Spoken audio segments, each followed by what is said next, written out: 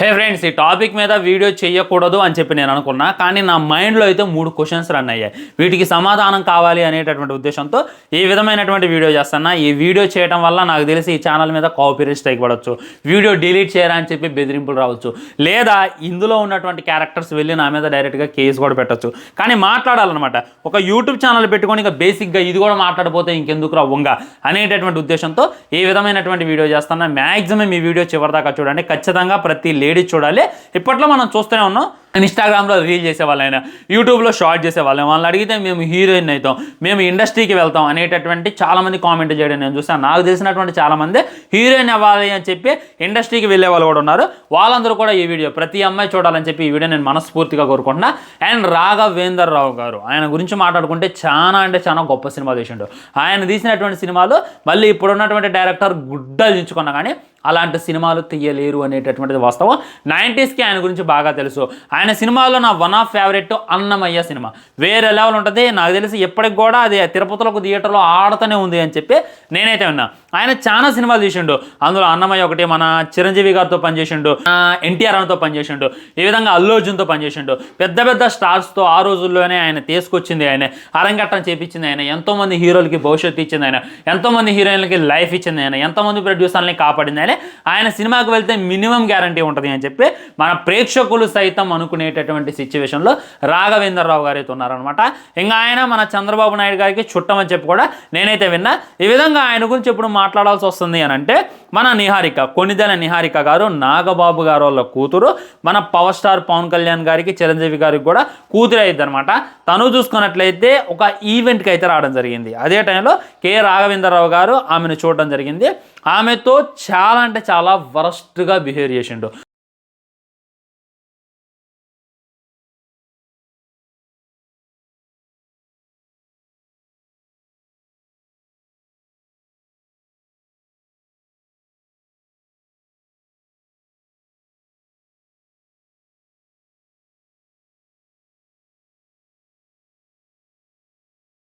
దాన్ని చిలిపి చేస్తాను మీరు అనొద్దు, వెకిలి చేస్తాను అనమాట. ఎందుకంటే పబ్లిక్గా ఒక ఆడపిల్లతో అలా బిహేవ్ చేయడం, అలా ఎక్కడ పడితే అక్కడ చేతులేయటం అనేటటువంటిది ముమ్మాటికి చాలా అంటే చాలా తప్పు ఫ్రెండ్స్. దీన్ని అసలుగా ఎంకరేజ్ చేయను నేను. ఫస్ట్లో వీడియో చూస్తే ఏమో వీళ్ళకి వాళ్ళకి మన బాండింగ్ ఉందేమో. నిహారిక చూసుకున్నట్లయితే చిన్నప్పటి నుండే మన ఈ రాఘవేందర్ రావు గారి దగ్గర ఏమన్నా పెరిగిందేమో, నిహారికకి ఈయనకి ఏమన్నా మంచి బాండింగ్ ఉందేమో, తాత మనవరాళ్ళ బాండింగ్ ఏమో. దీన్ని తప్పు పట్టడం ముమ్మాటికి తప్పు అని చెప్పి నేనైతే అనుకున్నా.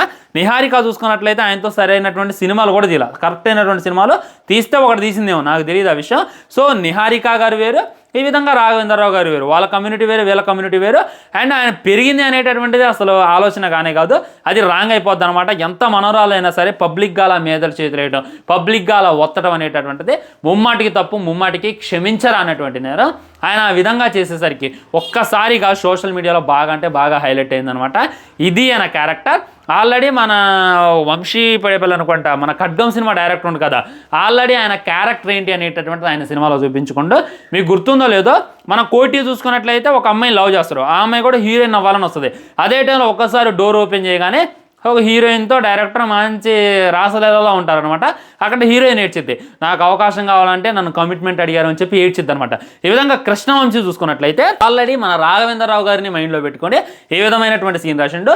ఈ విధంగా చాలా మందితో ఆయన ఈ విధంగా ఉంది అని చెప్పి కొంతమంది అయితే కామెంట్ చేయడం నేనైతే చూశాను అనమాట. మరి వాటన్నిటి గురించి జాగ్రత్తగా మాట్లాడుకునేటటువంటి ప్రయత్నం చేద్దాం. మొట్టమొదట 3 క్వశ్చన్లు నేను మిమ్మల్ని అడుగుతున్నా. ఈ విధంగా రాఘవేందర్ రావు గారు పబ్లిక్గా మన కొనిదెల నిహారికని డైరెక్ట్ మెగా ప్రిన్సెస్, మెగా కూతుర్ని ఈ విధంగా పబ్లిక్గా చేస్తాడు. ఆమెనే ఈ విధంగా వరస్ట్ బిహేవ్ చేస్తున్నాడు. ఆమె కూడా చాలా అంటే చాలా ఇబ్బంది పడుతుంది. అది మనకు వీడియోలో క్లియర్గా కానొస్తుంది. ఆమెకే ప్రొటెక్షన్ లేదు. సేఫ్ హ్యాండ్స్ అంటారు కదా సాయితన తేజ్ గారు, నేను మిమ్మల్ని కూడా అడుగుతున్నా. ఆమెకే సరైనటువంటి ప్రొటెక్షన్ లేదు. నార్మల్ అమ్మాయి, నార్మల్ మిడిల్ క్లాస్ అమ్మాయి, ఎన్నో కళలు కానీ ఒక హీరోయిన్ అవ్వాలి, ఒక మోడల్ అవ్వాలి అని చెప్పి ఇండస్ట్రీకి వస్తే మరి ఆ అమ్మాయి సంగతి ఏంది? ఈ విధంగా మెగా ప్రిన్సెస్కే ఇక్కడ రక్షణ లేదు. మెగా ప్రిన్సెస్ని ఈ విధంగా వరస్ట్ బిహేవ్ చేస్తున్నారు. ఒక డైరెక్టర్, ఒక సీనియర్ డైరెక్టర్, తాత వయసులో ఉండు, మనవరాలు అంటే అసలు ఇక కూతురు కూడా కాదు, మనవరాలు అయితే అనమాట. ఆయన ఇలా బిహేవ్ చేస్తుంటూ అప్కమింగ్ హీరోయిన్లు ఏ విధమైనటువంటి బ్యాక్గ్రౌండ్ లేకుండా డైరెక్ట్గా వచ్చినటువంటి అమ్మాయిల పరిస్థితి ఏంటి అనేటటువంటిది మొట్టమొదటి క్వశ్చన్. ఇంకో క్వశ్చన్ ఏంటంటే, అసలు ఏం జరుగుతుంది ఇండస్ట్రీలో అనేటటువంటి ఏమాత్రం అర్థం కావట్లేదు. ఈ రాఘవేంద్రరావు గారు ఇప్పుడు ఎంత వరస్ట్గా బిహేవ్ చేస్తుందంటే అసలు ఒకప్పుడు ఆయన ఎలా ఉండేవాడు అనేటటువంటిది అసలుకే అర్థం కానటువంటి ముచ్చట. ఈ విధంగా మాట్లాడుకుంటూ పోతే చాలా అంటే చాలా క్వశ్చన్స్ నా మైండ్లో అయితే ఉన్నాయి ఫ్రెండ్స్. వీటన్నిటికైతే మీకు ఆన్సర్ తెలిస్తే డెఫినెట్లీ ఆన్సర్ చేసేటటువంటి ప్రయత్నం చేయండి. ఈ విధంగా ఆయన అయితే పచ్చిగా తిడుతున్నారు, పచ్చిగా ట్రోల్ చేస్తున్నారు. ఈ విధంగా ఒక ఆడపిల్లతో సమాజం ముందు లైక్ ఒక పేరు పొందినటువంటి డైరెక్టర్, ఆల్రెడీ చాలా సినిమాలు హిట్ సాధించిండు, చాలా అవార్డులు అందుకున్నాడు. అంటే ఆయన తీసేటటువంటి సినిమాలో కూడా మ్యాక్సిమం అయ్యే ఉంటాయి. మీరు అబ్జర్వ్ చేయండి. మరి అప్పట్లో ఫ్యామిలీతో ఎలా చూసారు అనేటటువంటిది నాకైతే తెలియదు, కానీ ఆయన తీసేటటువంటి ప్రతి సినిమాలో అలాంటి బోల్డ్ సీన్లు, అలాంటి వల్గర్ సీన్లు, ఆ జాంకాయతో హీరోయిన్ నడువును కొట్టు, యాపిల్కాయతో కొట్టు, నారింజకాయతో కొట్టు అని చెప్పి చాలా అంటే చాలా వరస్ట్గా హీరోయిన్స్ని చూపించేటటువంటి ఇది అయిందో ఆయన సినిమాలు చూస్తే మనకైతే పెద్ద క్లారిటీ వస్తుంది. ఆల్రెడీ శ్రీలీలాను మన శ్రీకాంత్ గారి కొడుకుతో ఒక సినిమా కూడా తీసిండు. అప్పుడు కూడా ఆయన మీద కొద్దిగా నెగిటివే వచ్చిందనమాట. ఈ విధంగా నిహారికతో చేసిన తర్వాత మనోడైతే ఒక్క ఎలిగిండు.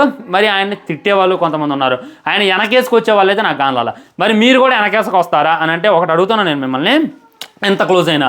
ఇప్పుడు ఎగ్జాంపుల్ చెప్తున్నా, మీరే ఉన్నారు, మీకు పెళ్ళైపోయింది, మీ మనవరాలు పుట్టింది, మీ మనవరాల్ని పబ్లిక్ ప్లేస్లో ఈ విధంగా అక్కడ పట్టుకొని ఎంత ఇబ్బంది పెట్టగలరా అనేటటువంటిది జస్ట్ మీకు మీరు క్వశ్చన్ చేసుకోండి. మీ సొంత మనవరాల్ని ఓకే మహా అయితే ఒళ్ళో కూర్చోబెట్టుకుంటారు, హక్ చేసుకుంటారు, అది సెకండరీ. ఈ విధంగా ఎక్కడ పడితే అక్కడ చేతులు వేయగలరా అనేటటువంటిది జస్ట్ ఇమాజిన్ చేసుకోండి. ఈ విధంగా డైరెక్ట్గా నాగబాబు గారి కూతురికి, డిప్యూటీ సీఎం అయినటువంటి పవన్ కళ్యాణ్ గారి కూతురికే ప్రొటెక్షన్ లేనప్పుడు మామూలు అమ్మాయిల పరిస్థితి ఏంది అని చెప్పి ఒకసారి ఆలోచించుకోవాలన్నమాట. సో మరి ఈయన వల్ల నష్టపోయినటువంటి వాళ్ళు ఎంతమంది ఉన్నారు అనేటటువంటిది కూడా బయటికి తీయాలి. ఈయన వల్ల ఏ హీరోయిన్ ఏమి కోల్పోయారు అనేటటువంటిది కూడా బయటికి తీయాలి. ఇలాంటి వాళ్ళు ఇంకోసారి పబ్లిక్లో లేడీస్తో ఇలా బిహేవ్ చేయకుండా కఠిన చర్యలు తీసుకుంటే చాలా అంటే చాలా బాగుంటుంది అనేటటువంటిది నా గట్టి ఫీలింగ్. నేను చెప్పా కదా, ఈ విధమైనటువంటి వీడియో పెట్టడం వల్ల నా కాపీరైట్ స్ట్రైక్ రావచ్చు, లేదా ఈ వీడియో డిలీట్ చేయాలని చెప్పి వార్నింగ్లు రాయొచ్చు. కానీ ఆయన ఎంత పెద్ద డైరెక్టర్ కానీ అది వాట్ నాట్, ఆయన అసలు ఒక పాన్ ఇండియా సినిమా దీనే, పాన్ వరల్డ్ సినిమా దీనే, ఆయన అసలు ఇండస్ట్రీనే వెళ్తున్నానే, ఆయన ఇండస్ట్రీలోనే దిగ్గజమైనటువంటి ఆయన వెనక ఏ పొలిటికల్ పార్టీలు ఉన్నాయి, ఏ పొలిటికల్ హీరోలు ఉన్నాయి, అది మ్యాటర్ కాదు. ఈ విధంగా లేడీస్తో బిహేవ్ చేయటమే మ్యాటర్ అనమాట. పోనీ ఆయన ముందుకు వచ్చి ఈ విధంగా నిహారికకి నాకు తాత మనవరాల సంబంధం, తను నా కూతురు లాంటిది, తను నా మనవరాలు లాంటిది, అలాంటిది ఏం లేదు. ఈ విధంగా సోషల్ మీడియానే కట్టుకథలు అల్లుతుంది, సోషల్ మీడియానే నన్ను నెగిటివ్ చేస్తుంది అనేటటువంటి ఒక్కటంటే ఒక్క సెల్ఫీ వీడియో కూడా తనైతే రిలీజ్ చేయలేదు.